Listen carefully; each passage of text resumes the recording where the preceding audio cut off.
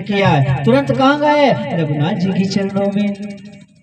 कहाँ? चरणों में लेट गए, दंडवत प्रणाम किया और रघुनाथ जी तुरंत लक्ष्मण जी को उठाने के लिए झुके और सीता जी ने वरमाला पहना दी। सियावर रामचंद्र भगवान की जय। क्या पहना दिए? तुरंत वरमाला पहना दिए। और उस वक्त में कौन आए? परशुराम जी आ गए। आओ माँ, तो देखो क्या होता है सब। किसने तोड़ा है ये शिव धनुष? किसने तोड़ा है? कौन द्रोही है मेरा? क्या कहा है? कौन है द्रोही है? मैं उसको जीवित नहीं छोड़ूंगा। इधर क्या हुआ है? गुरुवर ने आदेश कर दिया था। आए तुरंत सीता जी को प्रणाम करवाया, कहा अखंड सौभाग्यवती भव। क्या आशीर्वाद दे दिया? अखंड सौभाग्यवती भव। आशीर्वाद भी ले लिया। सीता जी तुरंत वहां से अंदर। और इधर क्या हुआ है? जनक जी और सभी दुष्ट जनक खड़ा रहे। किसने किया है? दंड का अधिकारी है। किसने किया है? वो दोषी है मेरा। विश्वामित्र जी ने कहा कि राज ऋषि रुकिए, कि क्या कर रहे हो आप? आश्वस्ता दी, शांति हुई। तत्पश्चात क्या हुआ? मैं कौन है? मैं देखना चाहता हूँ। तब किसने कहा है? रघुनाथ जी ने कहा है, भगवंत क्षमा करिए, भगवंत क्षमा करिए, मैं हूँ दोषी। राम तुमने ये कैसे कर दिया है? मेरी आंखों के सामने से हट जाइए। लक्ष्मण जी ने कहा कि आप महाराज आंखें बंद कर लीजिए। एक छोटी सी पुरानी सी धनुष तोड़ दी, जिसमें क्या बचपन में हमने तो बहुत सारे धनुष तोड़ डाले हैं। इतना मोह है आपको? लक्ष्मण तू चुप रहे, चुप रहे। ऐसा वार्तालाप हुई। तब रघुनाथ जी ने कहा, क्या कहते हैं? सुखदेव मुनि राजा परीक्षित को सुना रहे।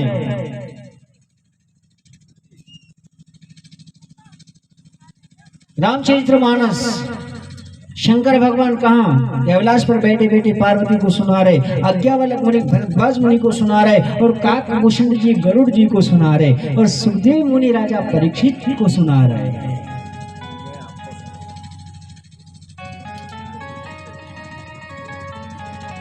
कथा एक जगह नहीं चल रही है, एक जगह नहीं चल रही है कथा, 5 जगह चल रही है।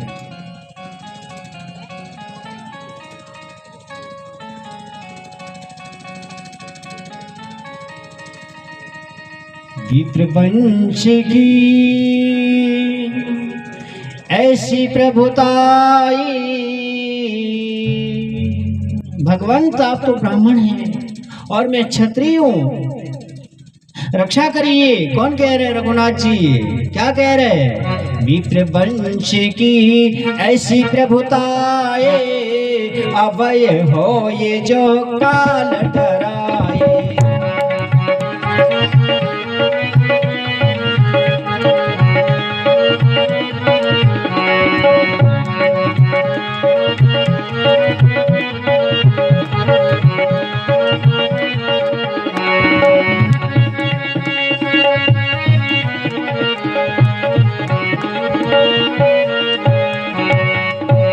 विप्रवंश की ऐसी प्रभुताई है। भगवंत आप तो ब्राह्मण हैं और मैं क्षत्रिय हूँ। आपके पास में 9 गुण हैं। कितने हैं? 9 गुण है ब्राह्मणों के पास में, और मेरे पास में 1 गुण है। क्या है? धनुष के ऊपर बाण चढ़ाना आता है मुझे, और आप 9 गुण है। सब प्रकार से आप बड़े हो, आप ब्राह्मण हो, मैं कुछ नहीं जानता हूँ। तब परशुराम जी ने कहा कि तुम कौन हो?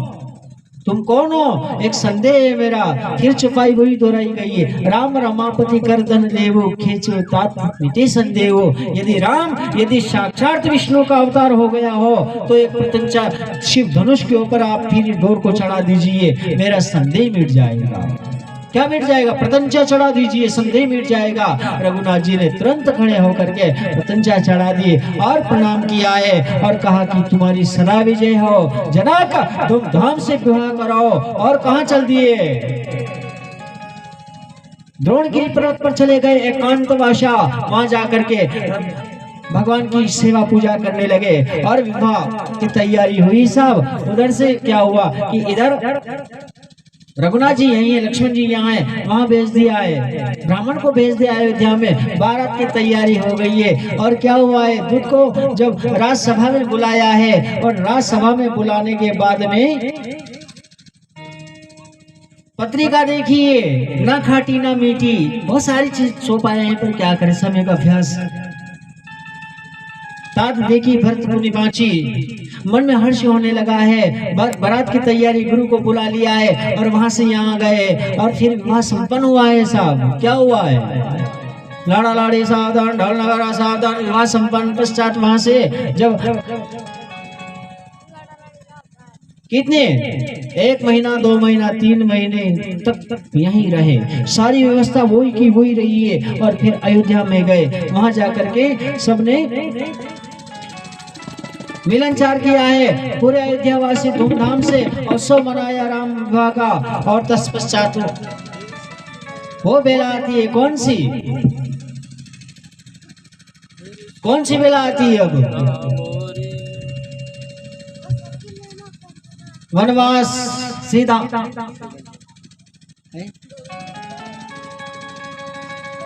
वो आती ही बेला। हाँ, कथा बहुत सारी है, एक श्लोक में पूरी हो जाएगी। आदो राम तब अनादि महत्वा मृगा कंचनम वेदी हरणम जाए टाइम भाषण, तो सब आप जानते हो। तो वो वेला, कौन सी वेला, जब राजा दशरथ जी कहाँ गए थे, देवासुर संग्राम में, और वहाँ युद्ध हुआ था देवदानों का। और उस युद्ध में क्या हुआ था, दशरथ जी का सारथी मारा गया था। और प्राणों से प्यारी कौन थी, केकैया। क्या थी, प्राणों से प्यारी केकैया थी, तो साथ में थी। अब सारथी मर चुका था, रथ स्वयं चलाया है, और जो रथ का जो धरा रहता है ना, वो टूट गया था, तो हाथ लगा दिया था। क्या लगा दिया था, विजय करके वापस आ रहे थे, तो रास्ते में किसने कहा है, दशरथ जी ने कहा कि रानी मांगो सो मिले। कि क्या मांगो, क्या दोगे, कि 2 वचन मांग लो, जो मांगो सो मिलेगा। कि आज नहीं, जिस दिन जरूरत पड़ेगी उस दिन में मांग लूंगी। धरोहर थाती के रूप में पड़ी हुई है। तो ये जो छोटी थी केकैया, उस वक्त में क्या करती थी, ऋषियों के पास में जाती थी और वो सामान जो रहता पूजा पाठ का पानी में डाल देती थी। एक दिन ऐसा हुआ कि हाथ में काजल लगाया और पीछे ऋषि तपस्या कर रहे थे, तो वो काजल मुंह में लगाती, पीछे से लगा दिया मुंह पर। तो ऋषि को क्रोध आ गया, श्राप दिया कि जा, तुझे कलंक लगेगा। क्या लगेगा, कलंक लगेगा तुझे। फिर ये बात माता पिता को मालूम हुआ, माता पिता गुरु की शरण में आए और कहा कि ठीक है, वचन तो ब्राह्मणों का जो श्राप है वो तो मिथ्या हो नहीं सकता है, लेकिन एक वरदान और देते हैं कि जरूरत पड़ने पर इसका हाथ वज्र का हो जाएगा, लोहे का बन जाएगा। क्या लगा दिया था, हाथ लगा दिया था, एक हाथ से रथ को चलाया, युद्ध विजय श्री प्राप्त करवा दी। और रास्ते में आ रहे जो वरदान ले लिए, और वो वरदान की वेला अब आती है। क्या आती है, यहाँ पे आती है, विवाह संपन्न हो गया है। और इधर दासी आई थी साथ में, कौन, मंथरा कुबड़ी दासी आई। उसने भी, जब वो विघ्नेश्वरी देवी, क्योंकि राम राज्य का वो वेला आने वाली है कि बस राज तिलक की तैयारी हो रही है और अयोध्या में उत्सव होने लगा है कि कल राम राज्य होगा। लेकिन देवताओं ने विचार किया कि राम राज्य हो जाएगा तो धर्म की स्थापना नहीं होगी, ऋषि ब्राह्मण दुखी रहेंगे, क्या रहेंगे, और राम का वनवास होना बहुत जरूरी है। तो विघ्नेश्वराय वरदाय सुप्रियाय बोलते हो ना, विघ्नेश्वरी देवी का आह्वान किया देवताओं ने, और कहा, अयोध्या पर भेज दिया है। पूरी अयोध्या में भ्रमण किया है, पूरी अयोध्या में, लेकिन कोई जगह नहीं मिली बैठने की। तो कौन सी जगह, बुद्धि कहाँ गई है, मंत्रा के यहाँ बैठ गई है। और मंत्रा ने क्या, केकैया को बहका दिया है। क्या बहका दिया, बहका दिया उसको, और चली गई। तो फिर हो गया बात साहब, प्रिया चरित्र में फंस गई है वो, और उसने एकांत कोपरा में जाकर के लेट गई खुले कैश्य, और विकराल दिखाई देने लगी है। राजा ने आकर के पूछा, क्या बात है, हाथ मत लगाना। क्या, हाथ मत लगाना, क्यों, क्या हुआ है कि मेरी बिना अनुमति से तुमने राम का राज्य कैसे घोषित कर दिया है। मेरा पुत्र को राज चाहिए, किसको, भरत को राज चाहिए। कि ये क्या करी, तुम राम को प्राण से प्रिय मानती हो, पुत्र मानती हो, ये क्या है इतना, इसने तुम करती हो, ये क्या कर रही हो। विघ्नेश्वरी देवी है ना, बुद्धि बैठ गई है, दिमाग विस्तृत कर दिया उसका। क्या मांगा उसने? किसने कहा है? दशरथ जी ने कहा कि मांग प्रिय रानी, मांगेगा सो दूंगा। कि पहले राम की कसम खा लीजिए, मैं मांगूंगा सो दोगे? कि मुझे राम की कसम है। क्या है? मांग लो सो दूंगा। तब क्या कहा है? सुखदेव मुनि कह रहे, तापस्य वेश विशेष वदासी। बात समझ में आ गई आपको? कौन कह रही? केकैया कह रही है, तापस्य वेश विशेष वदासी 14 बरस राम वनवासी।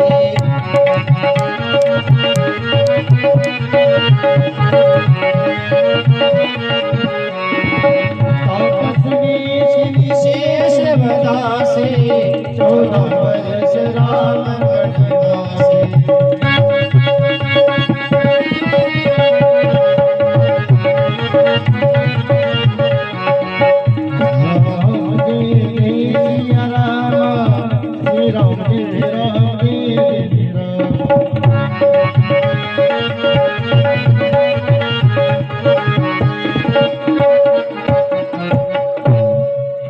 तापस्य वेश विशेष वदासी 14 बरस राम वनवासी। किसने कहा? केकैया ने। कि ये क्या है? कि कल राम मुनि का वेश धारण कर ले और 14 वर्ष के लिए वनवास। अच्छा, वनवास एक का मांगा था कि 3 का मांगा था? आपसे भी पूछ रहा हूं, वनवास एक का है कि 3 का है? एक का है। एक का कि 3 का है?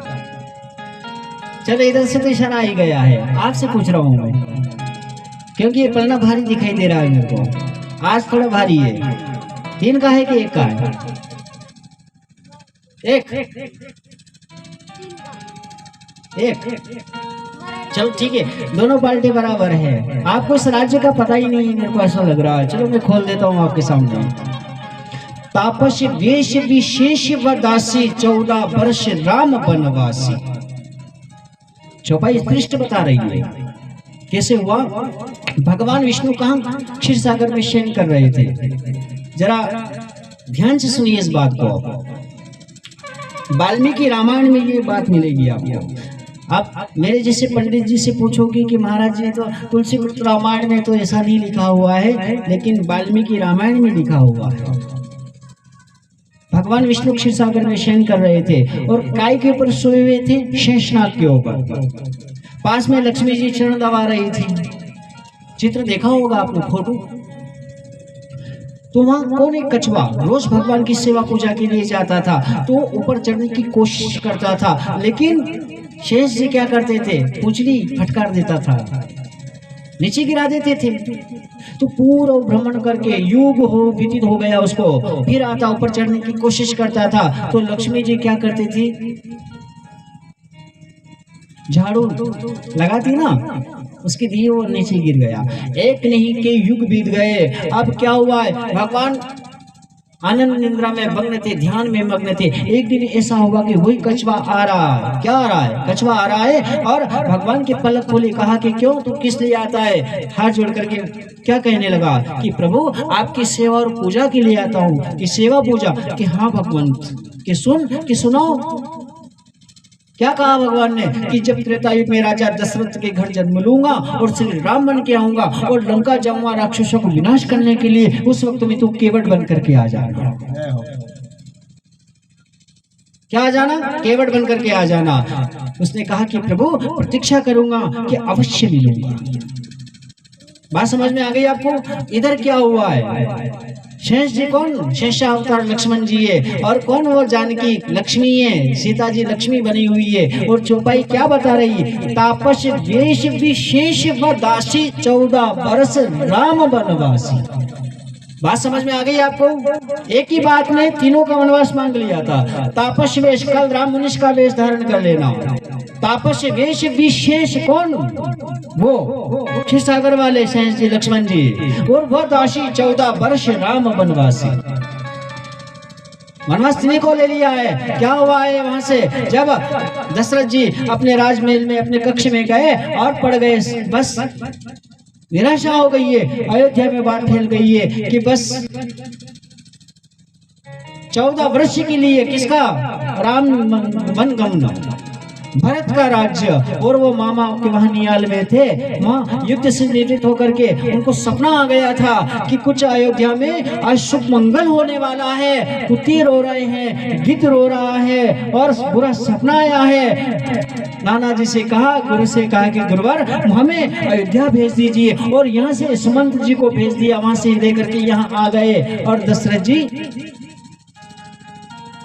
उस अवस्था में पड़े हुए थे। राम जी का वनवास हो चुका था, क्या होगा हो चुका था, और निकल गए थे कहाँ? सरयू नदी पार कर दी, विश्राम किया। पूरे अयोध्या के लोग ने कहा कि हम साथ में चलेंगे, साथ में चलेंगे। लेकिन